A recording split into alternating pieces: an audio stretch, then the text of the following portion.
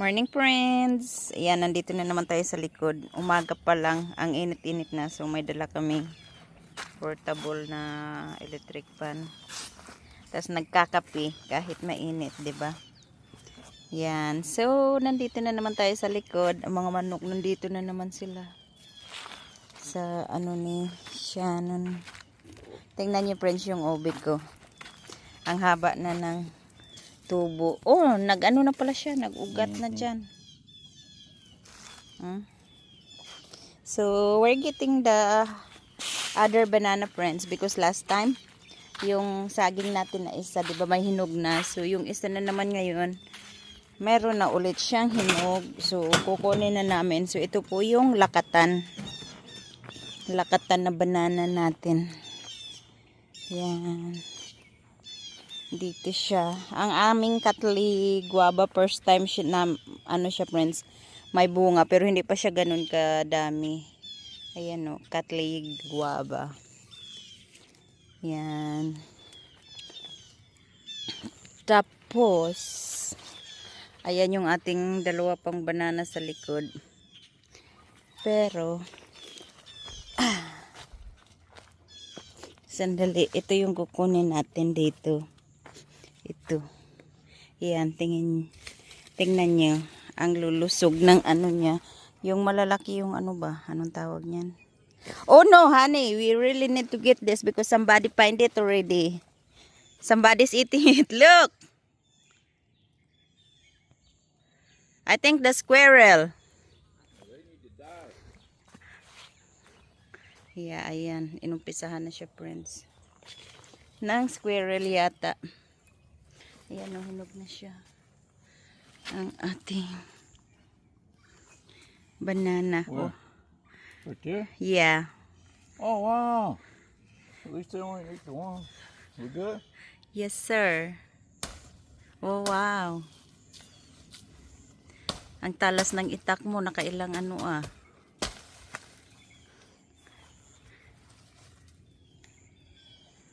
Wow. Didn't even eat a whole one. Yep. Because they're gonna come back for it. Look, our namdokma finally have a new growth. Honey, I told you we have to cut some of the bamboos so the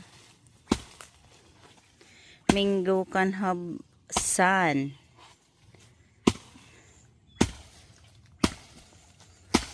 Ang talim ng itak mo. So, ayan na siya, friends. Ang ating Like it's doing pretty good. lakatan. Ang tamis nito, friends. Tapos, pakita ko pala sa inyo, friends, yung ano, grapes namin. Ang dami niyang bunga. Ito pala yung coco plum na tinanim ko dati na pinulot ni Shannon sa basurahan. Tapos, nabuhay. Hindi siya alagain, friends. Nabubuhay. Tingnan nyo, ang dami bunga ng ating grapes, oh. Yan, ayan pa. Maliliit pa sila. Tapos ayan pa, isang puno lang po yan, friends. Ayan. Ayan pa. And then ayan. Tapos dito, may maliit din dito na puno. Ayan no. Maliit lang din yung sanga niya. Yan lang yung bunga niya, kunti. O diba? Ang dami pa namin gagawin, friends. Ayan o, kasi dadagdagan namin yung greenhouse ba. Ayan, nagdagdag pa kami ng 2 poste para diretso na siya dito.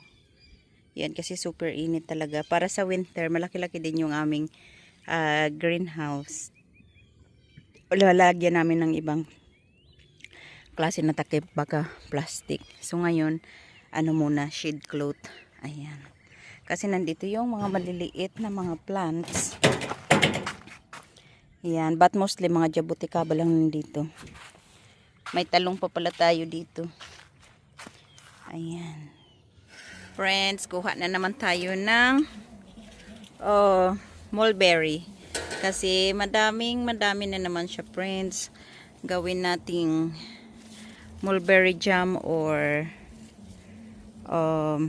ano pa ba. Basta gawin natin yung palaman Yan, wala akong dalang lalagyan kaya dito na lang natin muna ilalagay sa paso. Yan. Kuha tayo kasi ang dami niya na friends. Sayang kung maganda laglagan lang. Yan, gagawa tayo ng jam. Yan. O, nagkandalaglag na. Ang dami. Ayun o. Yan, ayun pa. Hanggang dito sa may ilalim. Yan. Binakura na kasi namin dito kaya hindi na siya naabot ng chicken yung sa ilalim. Ayan o, nakikita niyo, grabe. Super dami niya. Ayun. Yan. So, kuha lang ako, friends. Yan. Kuha na naman tayo, friends, ng sitaw kasi bago pa sila magsipagtanda. Kasi ang bilis nila tumanda, friends. Ng ating mga sitaw. Ano na tayo. Pagbukas ko ng gate na pilasan, nasamadan, nagasgasan. Ayan, kunin natin para may isang lutuan na naman tayo, friends, ng mga gulay-gulay natin. Nahulog na. Diyan ka muna. Yan, pati maliliit para magulay na natin lahat. Ang ating ampalaya walang puputulan ko tong mga maliliit niyan ng mga sanga-sanga mga ano ba para lumusog-lusog siya ulit. Ito hindi ko nakuha yung pangtanim ko. Nag-ano na siya lang dyan. Ando na yung mga seeds niya. Nagkanda hulog-hulugan na. Ang aking mga manok. Sunod ng sunod. Kala nila may pagkain ako sa kanila. So, ayan friends. Meron din pala tayong makukuha dito sa loob. Kasi di ba kanina doon lang ako sa kabila, hindi ako pumasok dito.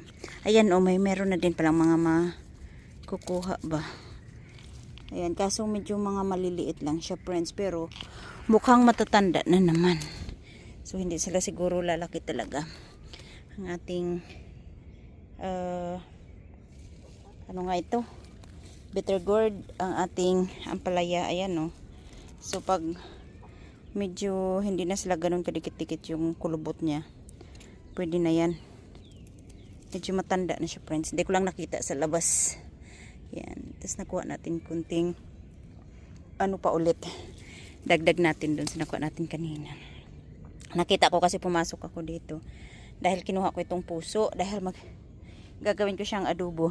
Ayan Diyan ko kinuha ang ating puso. Ayan. Ito pa. May mga hinog-hinog na din pala dito rin. Ang palaya din sa loob. Kala ko yun lang yung kanina na tiningnan natin. So, pwede pa tayo makaano ulit ng ato. Matanda na siguro to. Yep. So pwede na yan. Yan. Ating ampalaya. Sayang di ko nakita kahapon ulan ng ulan kasi kahapon pumunta dito yung kaibigan ko. Hindi ko tuloy nabigyan ng ampalaya. Yan. Kompleto sana yun kasi nabigyan ko siya ng isang dosina lang na itlog. Dahil hindi ko alam na pupunta sila ba. So I guess that's it. That's it, pansit. Mukhang matutumba na naman itong ating saging na isa na yan. Naghiga na siya. Kailangan lagyan ng saklay ba? Okay. Kakaulan niya lang, friends, pero super init. Ayan. Kuha lang tayo ng lagyan ng ating gulay. Gulay.